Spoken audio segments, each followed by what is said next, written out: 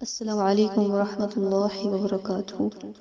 رب اشرح لی صدری ویسر لی امری واحلل عقدۃ من لسانی یفقہوا قولی۔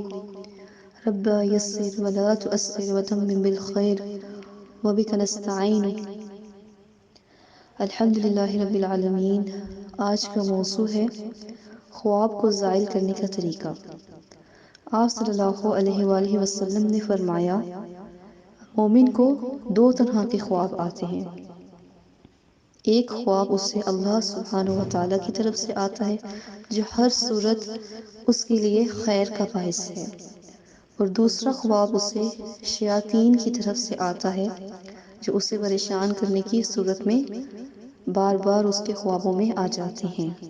آپ صلی اللہ علیہ وآلہ وسلم نے خوابوں کو زائل کرنے کا بہترین طریقہ بتایا۔ آپ نے فرمایا کہ اپنی بائیں جانب اپنے فیس کو کر لیا جائے، 3 بار دھتکار دیا جائے اس خواب کو ذہن میں لا کر۔ اس کے بعد خواب زائل کرنے کی ایک بہترین دعا، اعوذ باللہ من شر الشیطان والشرحہ، اس دعا کو 3 مرتبہ پڑھا جائے اور اسی سمت منہ کیے کیے اعوذ باللہ من الشیطان الرجیم بسم اللہ الرحمن الرحیم پڑھ کر آیت الکرسی پوری تلاوت کی جائے، اور پھر اس کے بعد اپنا منہ سیدھا کر لیا جائے، یعنی کہ سیدھی سمت میں کر لیا جائے۔